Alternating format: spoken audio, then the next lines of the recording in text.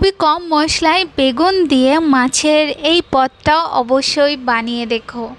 লাঞ্চে এটা হলে আর অন্য কিছু একদমই লাগবে না, এটা এত ভালো খেতে।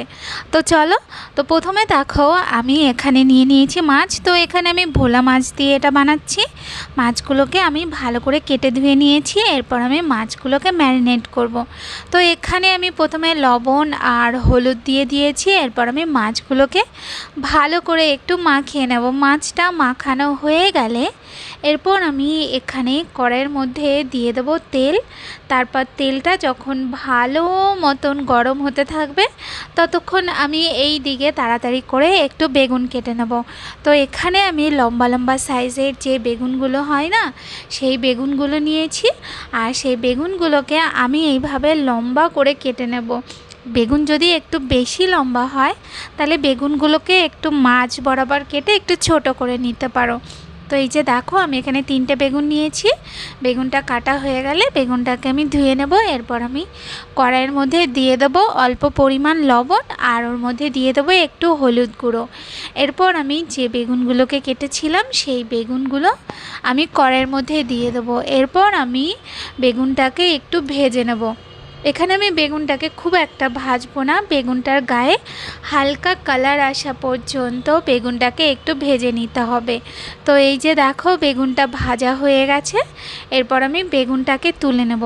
আর এই সময় তোমরা যদি আমার চ্যানেলে যদি নতুন হয়ে থাকো তাহলে প্লিজ আমার চ্যানেলকে সাবস্ক্রাইব করে দিও। আমার রেসিপি যদি তোমাদের ভালো লেগে থাকে তাহলে অবশ্যই লাইক আর কমেন্ট করতে ভুলো না কিন্তু।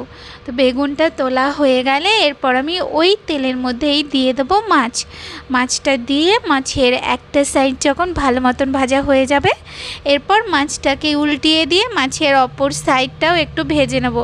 এখানে মাছগুলোকে কিন্তু একদম কড়া কড়া করে ভাজবো না, মাছগুলো একদম নর্মাল যেরকম ভাজা হয়, একটু কালার আসলে মাছের গায়ে তখন মাছটাকে উঠিয়ে নেব। এরপর আমি সেকেন্ড ব্যাচের যে মাছগুলো সেই মাছগুলোকেও আমি ভালো করে ভেজে তারপরে সব মাছগুলোকে আমি উঠিয়ে একটা আলাদা পাত্রে নিয়ে নেব। আর এই যে রেসিপিটা এটা তোমরা এই মাছ ছাড়াও যে কোনো অন্য মাছ দিয়েও বানাতে পারো, যেরকম বাটা মাছ দিয়েও তোমরা বানিয়ে নিতে পারো, অথবা তেলাপিয়া মাছ, এইসব মাছ দিয়ে এগুলো বানিয়ে নিতে পারো।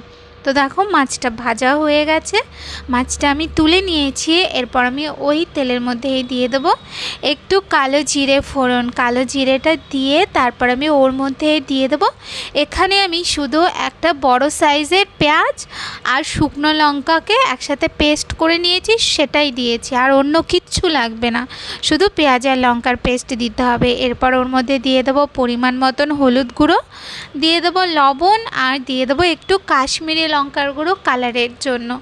এরপর ভালো করে একটু নাড়িয়ে চাড়িয়ে নিয়ে মশলাটাকে ভালো করে একটু কষাতে হবে। তারপর মশলাটার থেকে যখন তেল ছেড়ে দেবে ওই সময় আমি ওর মধ্যে দিয়ে দেবো ভেজে রাখা বেগুনগুলো দিয়ে এরপর আমি ওর মধ্যে দিয়ে দেবো টমেটো কুচি। তো এখানে আমি 2টো বড় সাইজের টমেটো দিয়েছি, টমেটোটা এখানে একটু বেশি লাগবে। তো টমেটোটা দিয়ে তারপর হালকা হাতে একটুখানি নাড়িয়ে চাড়িয়ে নিতে হবে, একদম হালকা হাতে একটু নাড়িয়ে নেব কয়েক সেকেন্ডের জন্য মশলাটাকে। তারপরে মশলাটা যখন বেগুনের গায়ে হালকা একটু লেগে যাবে এরকম অবস্থায় ওর মধ্যে দিয়ে দেবো আমি জল। তো এখানে আমি উষ্ণ গরম জল দিয়েছি, 1 থেকে 1.5 কাপের মতন একটু জল দেব। তারপরে একটু নাড়িয়ে নিয়ে তারপরে এটাকে একটু হতে দেবো।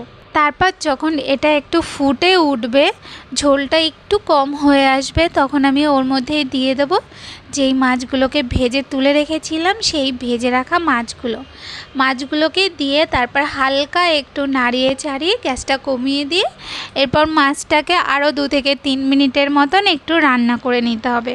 2-3 মিনিট মাছটা রান্না হয়ে গেলে এরপর ওর মধ্যে দিয়ে দেবো বেশ খানিকটা ধনেপাতা কুচি। ধনেপাতাটা দিয়ে তারপর হালকা একটু নাড়িয়ে নিলেই আমাদের বেগুন দিয়ে মাছের এই অসাধারণ রেসিপিটা কিন্তু একদম তৈরি হয়ে যাবে। এটা অবশ্যই বানিয়ে খেয়ে দেখবে, এত ভালো খেতে হয়, দুর্দান্ত লাগে। তো রেসিপিটা ভালো লাগলে ট্রাই করো। আজকের মতন তাহলে টাটা।